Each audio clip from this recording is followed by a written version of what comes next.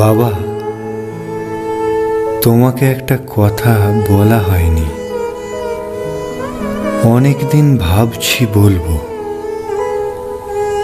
সামনে বলার সাহস নেই, তাই চিঠির মধ্যেই লিখব। আমরা ভালো আছি বাবা, তুমি কেমন আছো? কাজের লোক আসছে? জানো তো, এই শহরটায় এখন অকাল বর্ষণ, সব কিছু যেন ভাসছে। বাবা, আমাদের সামনের বাগানটায় এখনো বাচ্চারা খেলাধুলো করে, নাকি সবাই বড় হয়ে গেছে, সবাই বন্দি ঘরে? বাবা, মনে আছে তোমার আঙুল ধরে দাঁড়ানো, প্রথম শুরু করি চলা? মনে পড়ে সেই ছেলেবেলার দিনগুলো, জড়িয়ে থাকা তোমার গলা? ছেলেবেলায় তুমি আমার বাহন ছিলে, কখনো বা ঘোড়া, কখনো বা হাতি।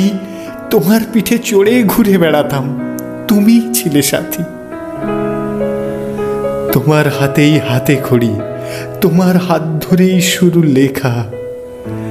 তুমিই আমার জীবন ছিলে, তোমার চোখেই বিশ্ব দেখা। মনে আছে বাবা, সে স্কুলের আবদার, টিফিনের জন্য 5 টাকা? জেনে বুঝেই বুক পকেটে রাখতে, ভালো করেই জানতে কে করছে ফাঁকা। সারাদিনের কর্মক্লান্তির পর যখন তুমি ফিরতে, তখন আমি ঘুমে। মনে পড়ে অফিস ব্যাগটা ফেলে দিয়ে গুড নাইট সারতে, আলতো একটা ঝুমে। আমার আবার সেই আদর খেতে ইচ্ছে করছে বাবা, ইচ্ছে করছে তোমায় জড়িয়ে কাঁদতে। এখনো কি ভোরবেলা ওঠো তুমি তোমার গলা সাধতে?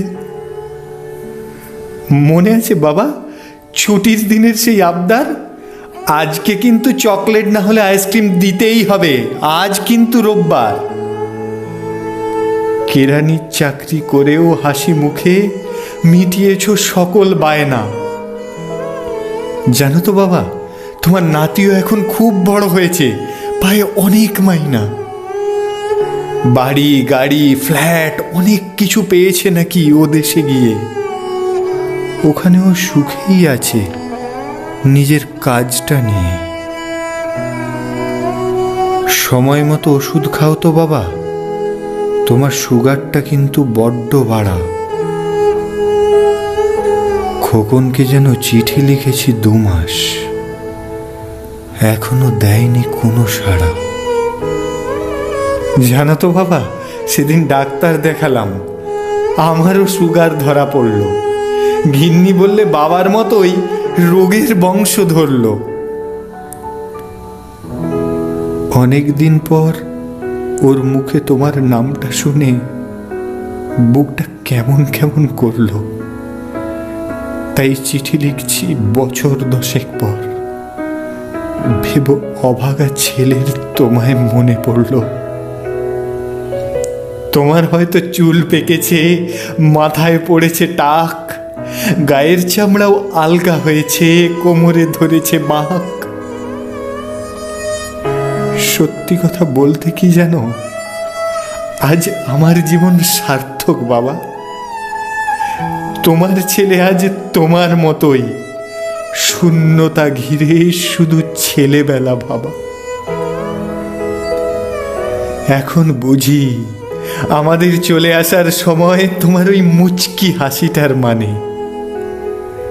হাজার কষ্ট এড়িয়েও ওই শুকনো হাসিটা এখন এ অভাগা বাপটাও জানে।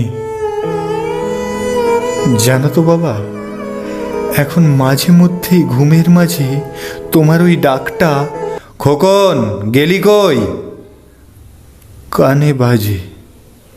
মনে হয় আমার খোকনও বুঝি এসে বলবে, চলে এলাম, আর ভাল লাগছে না দূরের ওই কাজে। যাই হোক বাবা, তুমি ভালো থেকো। তোমার বয়স তো হলো 80, সত্যি কথা বলতে, বাবা শব্দটার মানে বোঝার পর আমি এখন তোমায় আগের থেকে অনেক ভালোবাসি। আমার করা ভুলের কোনো ক্ষমা নেই, কোনো প্রায়শ্চিত্ত নেই জানি, কিন্তু তোমার পাওয়া কষ্ট ও শূন্যতার অর্থটা আজ আমিও জানি। যাই হোক, আর বেশি কিছু লিখছি না বাবা। সুস্থ থেকো তুমি। তোমার পথেই পথ চলা শুরু হয়েছে, তোমার মধ্যেই আমি। আজ আমি বুঝেছি বাবা শব্দের অর্থ হলো দায়িত্ব ভরে ভালোবাসা, যার মধ্যে কোনো স্বার্থ নেই, না আছে ফিরে পাবার কোনো আশা।